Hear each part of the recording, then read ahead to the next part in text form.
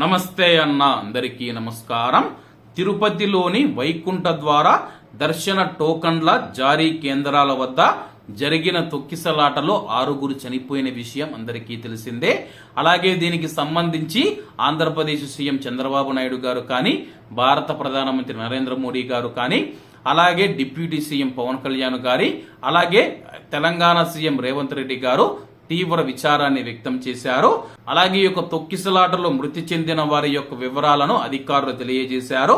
వారిలో చనిపోయిన వారిలో 5 మహిళలు ఉంటే 1 పురుషుడు ఉన్నారని చెప్పి నర్సీపట్టణానికి చెందిన నాయుడు బాబు 51 సంవత్సరాలు, విశాఖపట్నానికి చెందిన రజని 47 సంవత్సరాలు, అలాగే లావణ్య 40 సంవత్సరాలు, శాంతి 34 సంవత్సరాలు, కర్ణాటకలోని బళ్ళారికి చెందిన నిర్మల 50 సంవత్సరాలు, తమిళనాడులోని సేలం ప్రాంతానికి చెందిన మల్లిగా 49 సంవత్సరాలు మృతి చెందినట్లు గుర్తించారు.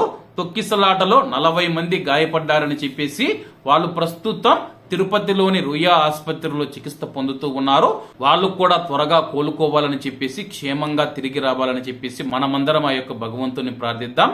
కాబట్టి తిరుపతిలో చూసుకుంటే తొక్కిసలాట జరిగింది. ఆ యొక్క తొక్కిసలాటలో 6 చనిపోవడం చాలా బాధాకరం. కాబట్టి ఎక్కడైనా సరే టోకన్ల జారీ కానీ ఎక్కడికైనా వెళ్ళినప్పుడు టీటీడీ ఏర్పాట్లు సరిగా చేయలేదని చెప్పేసి ప్రధానంగా భక్తుల నుంచి విమర్శలు వస్తూ ఉన్నాయి. మరి దీనిపైన టీటీడీ ఏ విధంగా స్పందిస్తుందో వేచి చూడాల్సి ఉంది.